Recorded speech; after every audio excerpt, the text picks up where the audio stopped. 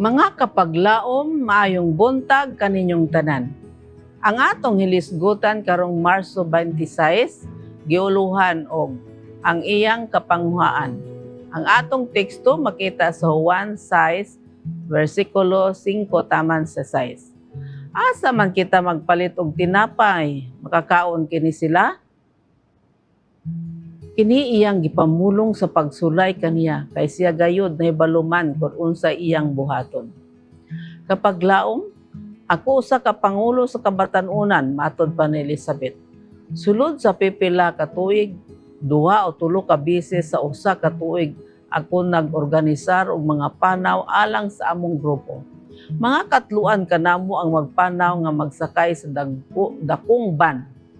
Ako kanunay nga magsusi ng daan sa kumpleto nga panaw. Pagkuha og mga hulagway, pagpangita og mga kasilyas og mga merkado aron sa pagpalit og yelo og tubig. Pagplano sa pagkaon alang sa tibuok grupo ug uban pa. Busa, nakuha nimo ang hulagway. Ako ang babae nga adunay mapa o calculator sa kamot. Nagplano sa mga detalye aron pagsiguro nga ang tanan hapsay. Sa paglabay sa mga tuig, akong naamguhan nga sa kinabuhi ako nagkinahanglan og labaw pa sa mga calculator. Si Felipe maong praktikal nga tinun-an nga naghimo sa mga komento nga ako unta ang maghimo. Siya daw nagkabalaka mahingungod sa detalye nga gusto sa pagsiguro nga walay mga katingad-an. Usa kay gayon ni ana si Jesus nagdasig sa iyang mga tinun-an, magtagsulti kanila nga dili mabalaka, nga siya mobalik alang kanila og nga sila kinahanglan nga matuo kaniya. Juan 14:1-3. Si Felipe mitubag, Ginoo, ipakita kanamo ang amahan og igo na kanamo. Versikulo 8. Jesus, gusto kong makita sa akong kaugalingon unya, ako mahimong okay.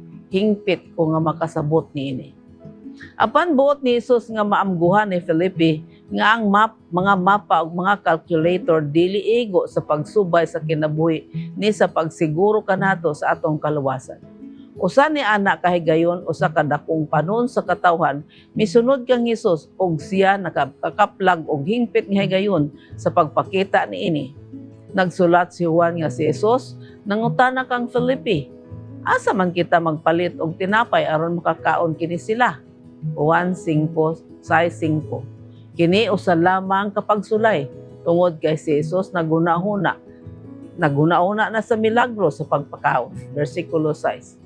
Kini ang higayon din si Felipe angay nga motubag, Ginoo, ikaw na sayod. Apan ako wala. Hinuon iyang gikuha ang iyang calculator ug naghatag kang Jesus og pinansyal nga taho. Ang 2 ka gatos ka denaryo dili paigong ipalit og tinapay aron ang matag usa ka nila makadawat og jutang ikatimo. Versikulo 7. Kapag laom, kita sama kang Felipe. Kinahanglan nga makakaton sa pagtutok kang Jesus og pagsalig sa iyang plano imbis sa atong mga kahanas ug mga solusyon. Siya nga nagtuman sa kaluwasan alang kanato nga imposible nato mabuhat pinaagi sa atong kaugalingon. Usab adunay igo nga mga kapanghuaan sa pagtagbo sa tanang mga hagit nga mahimo natong atubangon sa kinabuhi. Ug sama sa milagroso nga pagpakaon, siya lamang adunay usa ka plano. Atong saligan siya ug ang iyang pagiya. Mag-ampo kita.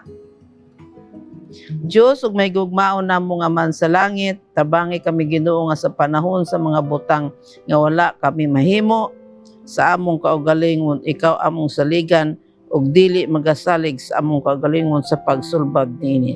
Tabangi kami nga magatutok lamang kang Ginoong Hesus ug tumanon ang iyang plano alang kanamo sa ngalan ni Hesus. Amen.